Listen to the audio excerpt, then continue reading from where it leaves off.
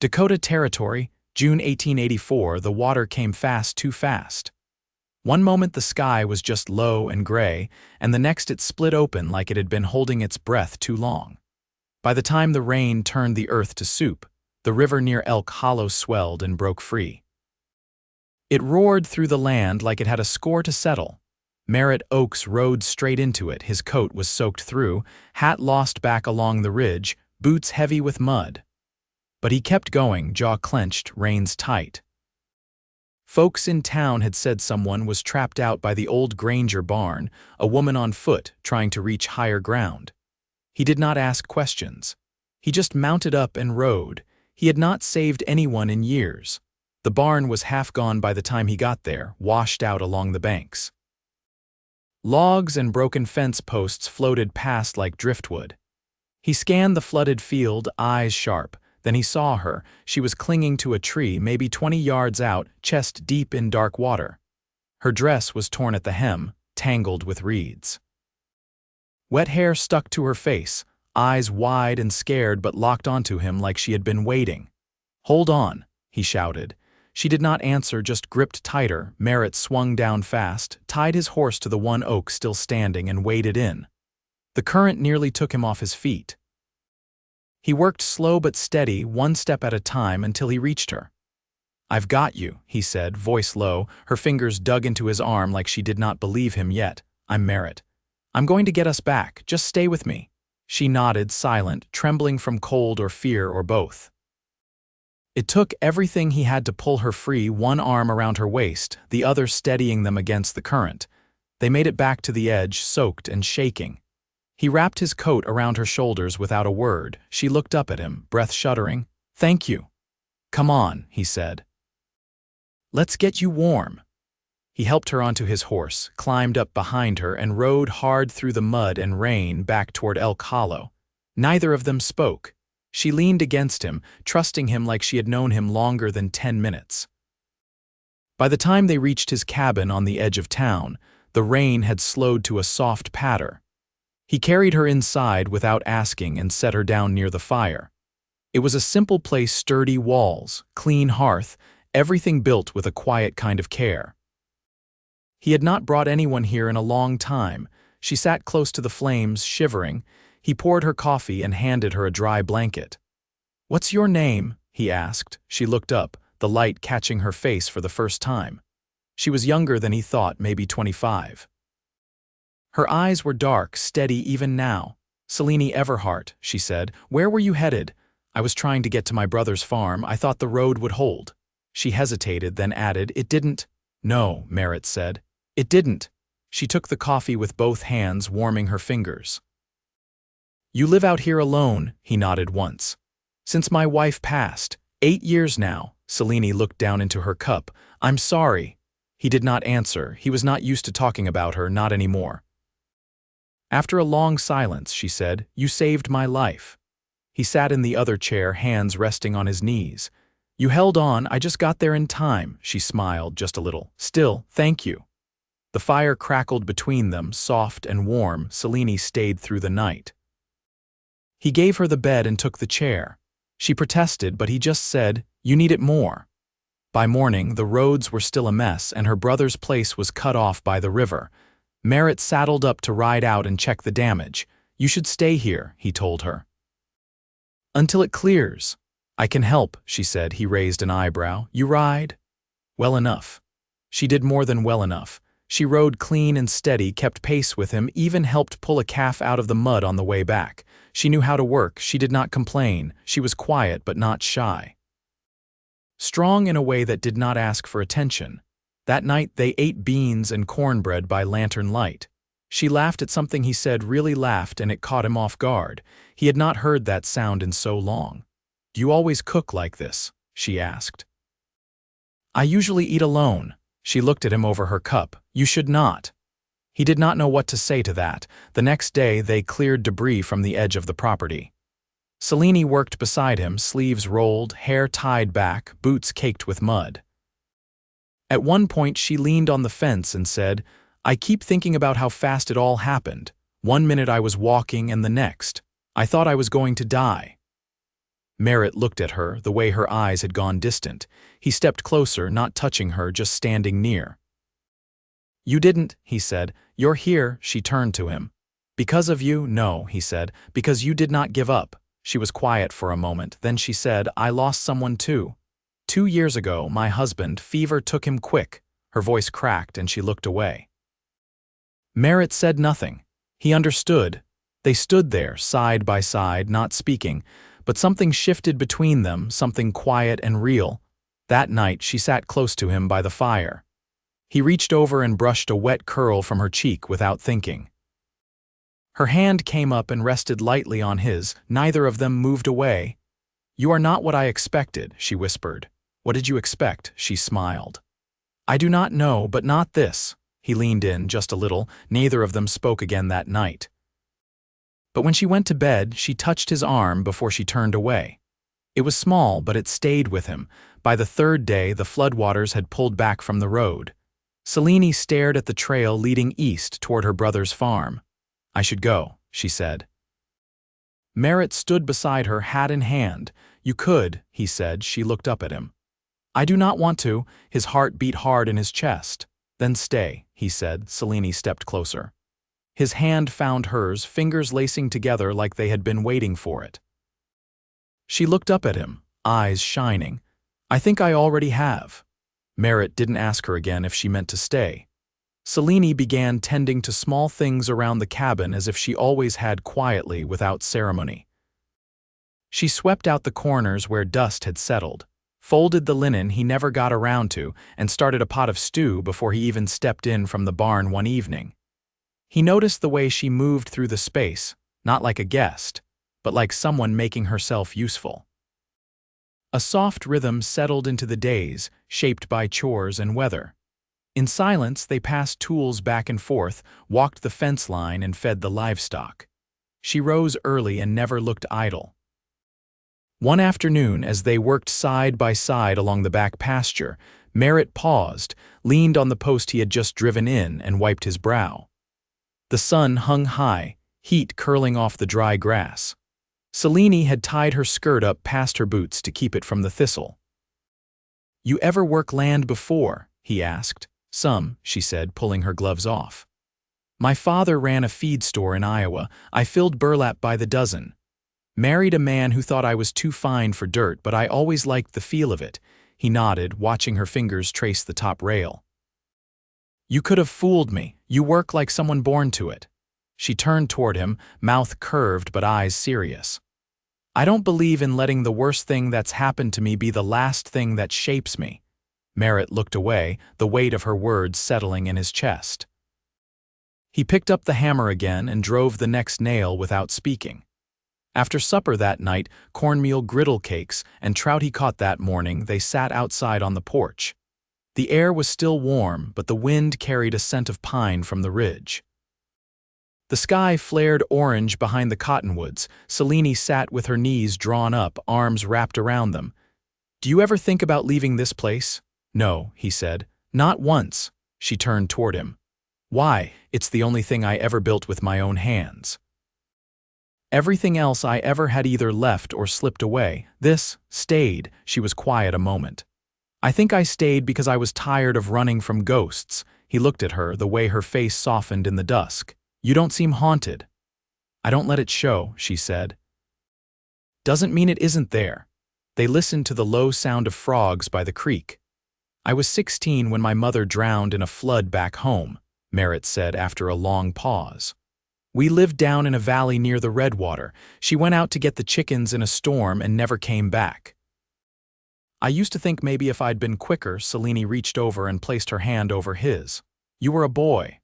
I still hear the river some nights in my sleep, not the sound it makes now, the sound it made that day."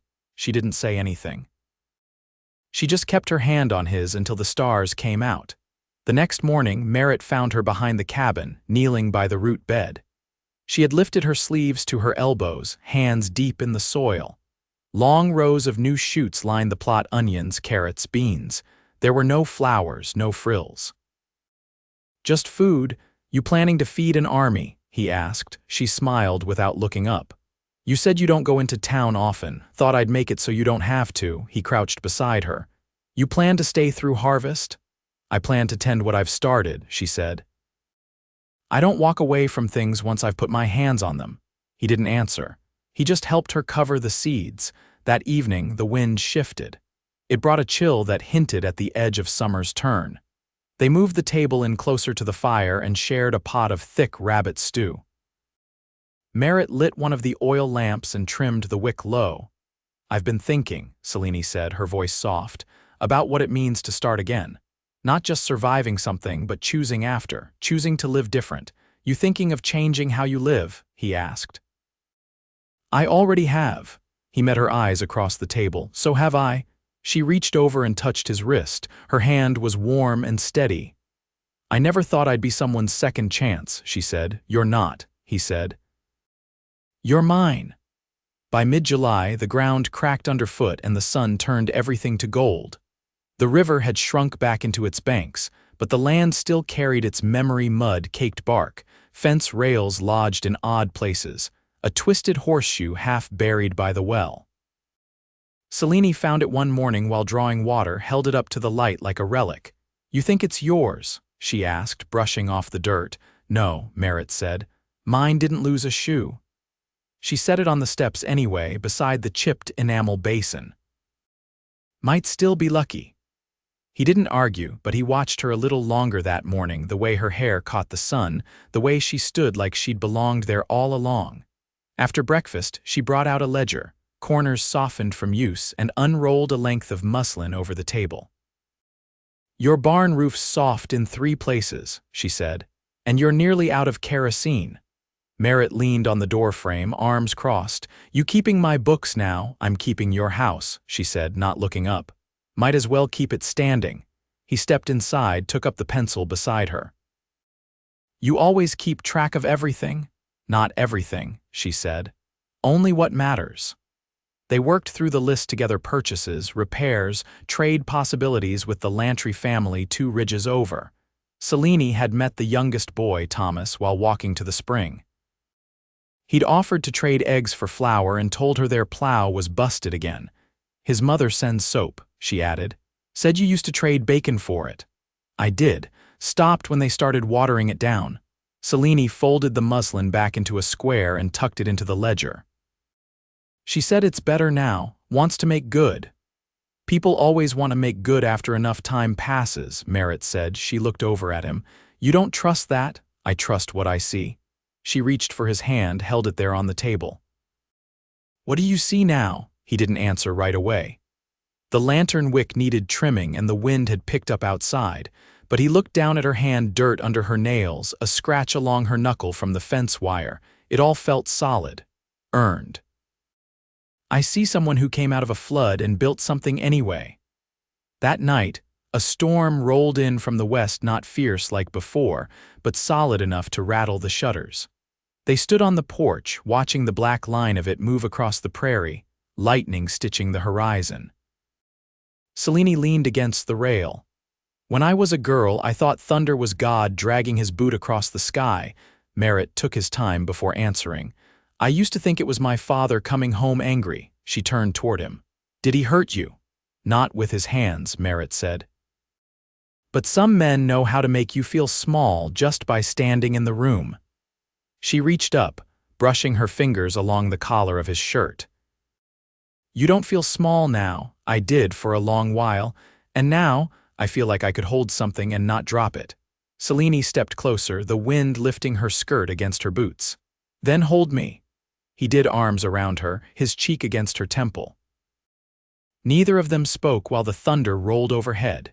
The next morning they walked into town together for the first time since the flood.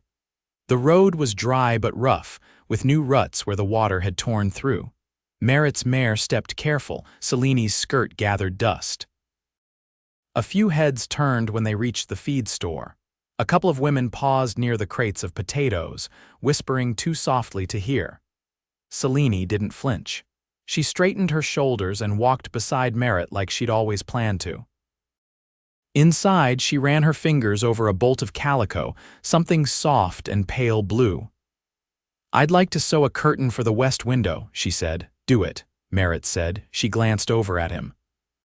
"You sure? I want you to put yourself in that house." Selene folded the fabric herself, paid in coin from the small purse she'd brought from Iowa. When they stepped back outside, the clouds had cleared, but the air still smelled like rain. On the ride back, she asked, "Do you think people ever stop seeing a woman as what she lost?" "I reckon only if she shows them what she's become." Selene reached over, resting her hand lightly on his thigh where his trousers had worn thin at the knee. "Then let's keep building." They rode the rest of the way in silence, not from lack of words, but because nothing else needed saying. The sun was warm on their backs, and the cabin rose ahead of them, small and sure against the wide sky.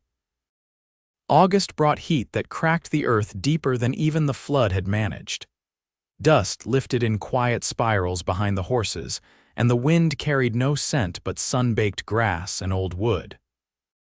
Most days, Merritt and Selene worked early and late, resting through the worst of midday in the shade behind the cabin where the cottonwoods cast long, broken shadows.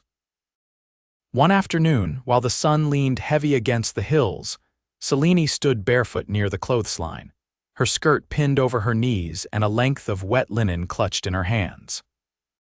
Merritt had just come from the creek, trousers damp from the edge where he'd dug a channel to keep the water flowing clear. He leaned against the post, eyes narrowed against the light. "You always hang clothes like you're laying them out for judgment." Selene looked up, a strand of hair stuck to her cheek.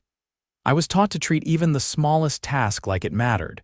If you do it careless, it shows."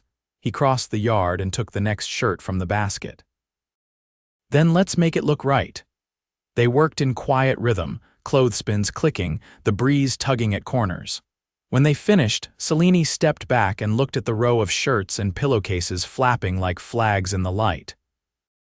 "I used to imagine what it'd be like to have a place where things stayed put," she said. "Where laundry didn't blow across neighbors' fences and doors didn't swing open when the wind turned." Merritt nodded slowly. "This place stays put." She turned toward him. "It does now." That evening she brought in a shallow bowl filled with wild plums, skins still dusted from the bush. She sliced them slow, fingers sure, knife catching the light as it moved. Merritt sat nearby, fitting new leather to his saddle horn, the smell of oil and hide thick in the air. "You ever think about what comes next?" she asked, not looking up. He paused, threading the strap through the rigging. "I never used to." Selene set the knife down, wiped her hands on her apron. "I have." He waited. "I want to keep putting things in the ground, things that grow. I want chickens, maybe a goat. I want to build shelves for jars and fill them with what we grow. And I want to wake up and know there's someone on the other side of the bed who isn't wondering if he's meant to be alone." Merritt met her gaze. "You think I'm still wondering? I think you're still learning how not to." He stood, walked over, and reached for her hand. "I was never taught to ask for things, not even peace." "You don't have to ask," she said, fingers wrapping around his. "You just have to reach." Outside, the wind had dropped. The plum trees rustled low and soft, and the creek sang its steady song. Later, after the fire had burned low and the dishes were stacked by the basin, she stood by the window brushing her hair. Merritt watched her from the doorway, arms folded, something quiet blooming in his chest. "I started a letter this morning," she said. "To who? My brother." "What you tell him?" "That I won't be coming to his farm. That I found a place I wasn't looking for." She turned toward him, face bare in the lamplight. "That I found someone worth staying for." He crossed the room and took the brush from her hand. "Let me," he said. She turned and he moved carefully, drawing the brush through her hair, slow and steady. In the stillness, he felt something shift inside him, not sudden, not sharp, just a slow unwinding of the place where grief had once sat heavy. When he set the brush down, she laid her head against his chest. "I thought sorrow was something I'd have to live around," he said, voice low. "But it's gone quiet." She looked up. "Because of me," he shook his head. "Because of us." They didn't speak again that night. They didn't need to. In the morning, the rooster across the ridge called out just before the sky turned. Selene stirred first, her hand finding his beneath the quilt. He shifted toward her, eyes still closed, and she kissed his shoulder, warm and certain. He opened his eyes, the ceiling beams catching first light. "You always wake this early?" he asked. "Only when there's something worth waking to." He reached for her waist and pulled her close. "Then don't go far." "I'm not going anywhere," she said, and she never did. By early September, the nights cooled enough to carry the smell of cut hay and damp earth through the cabin windows. The garden near the back wall had started to show its promise beans curling up their stakes, onions firm in the soil, and a row of tomatoes ripening under strips of sackcloth Selene had stitched to keep off the birds. Merritt had built the fencing tighter since the last raccoon found its way in, and she'd caught him one morning standing at the edge of the plot, arms folded, studying it like a man guarding something precious. That afternoon, they rode west of the ridge to help the Lantry family repair their collapsed chicken coop. Merritt worked the new boards into place, while Selene helped the Lantry girl, Ruth, gather the hens from under the porch. When the last nail was set and the roof patched tight, Mrs. Lantry pressed a wrapped loaf into Selene's hands and said, "You've made him someone different." Selene glanced toward Merritt, who was watering the mare. He was already different, he just didn't have cause to show it. They left before sundown, the trail quiet and dustless after the morning rain. Halfway home, Merritt slowed his horse and said, "I've been thinking on something." "About what? About what to call this?" Selene looked at him sidelong. "The road, the land, this, us." She didn't answer right away. The wind lifted her braid from her shoulder and the hooves beat a steady rhythm under them. "What do you want to call it?" she asked. "I want to call it a life." That night he brought out a small pine box from the chest near the hearth. It carried the scent of cedar and smoke, and inside was a ring simple, silver, and worn smooth at the edges. He held it toward her, not kneeling, not speaking first. Selene touched it lightly. This was hers. It was my mother's. She wore it every day until the water took her. I found it caught in a fence post after the flood. I kept it because it was the only thing of hers that didn't wash away. She lifted her eyes. "And you're giving it to me? I'm asking if you'll wear it now, not to forget what came before, but to carry it forward." She slid the ring onto her finger. It fit, not perfectly, but well enough. "Then I will." The next morning they rode into town again, this time with purpose. Reverend Jessler met them under the cottonwood near the edge of the churchyard, where the ground stayed dry even after storms. The witness was Ruth Lantry, who'd brought a handful of wildflowers and a loaf of oat bread wrapped in cloth. Merritt wore his cleanest shirt. Selene wore the blue calico she'd sewn into a dress. When the words were said and the vow made, Merritt kissed her once, gentle, certain, no hesitation. Ruth clapped her hands and the Reverend smiled without speaking. They stayed only long enough to sign the register and accept a jar of peach preserves pressed into Selene's hands by an older woman who'd once looked at her with suspicion. They rode home slow, past grain fields ready for harvest, through rows of cottonwoods turning pale at the edges. When they reached the cabin, Merritt lifted her from the saddle as if it were the most natural thing he'd ever done. Inside, she set the preserves on the shelf beside the jar of honey he'd traded for last spring. "We'll need more space," she said. "I want to try pickling beets." "I can build shelves," he said. "Or a root cellar." She stepped closer. "And maybe a cradle come spring." His breath caught just once. "You sure?" She nodded. "I've been sure a while." He pulled her close, his hand resting low against her back. "Then we'll build everything." They spent the coming weeks preparing stacking wood, setting new hinges on the barn door, laying canvas over the garden to hold warmth in the ground. Selene stitched blankets by lantern light, her belly still flat but her gaze already changing.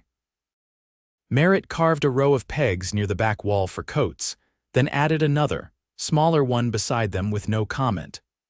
One crisp morning they stood on the porch, mugs warm in their hands, watching smoke from their chimney rise straight into the sky.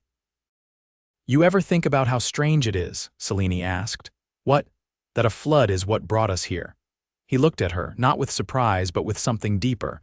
Strangest thing is, I'm grateful for it. She leaned into him. So am I, years passed slow and kind. The cradle Merritt built held a girl first, then a boy 2 winters later. The shelves filled with canned peaches, pickled beans, and jars of syrup that tasted of early mornings and boiled sap. Selene taught the children to count by sorting seeds, to listen by watching the sky. Merritt taught them how to mend a fence without wasting a nail and how to wait before speaking. They built a second room onto the cabin, then a porch swing wide enough for 4. People still talked in town, but now they talked about the couple on the ridge who always had enough to share, who never turned away a traveler or let a neighbor's calf die alone. When storms came, the house held. When the creek rose, it stayed where it belonged. On their 10th anniversary, Merritt gave Selene a new ring shaped from iron he'd hammered himself. She still wore the silver one, but the iron sat beside it now, heavier, darker, more lasting. You didn't need to, she said. I didn't need to do anything, he said. But I wanted to. They sat together that evening on the porch swing, their children asleep inside, the fire low, the land quiet. Selene laid her head on his shoulder and whispered, "Everything we needed was already here, wasn't it?" Merritt pressed a kiss to her temple. Just took time to see it. And they stayed through seasons, through silence, through harvests and heat, through the long, soft stretch of love that asked nothing more than presence and gave everything in return.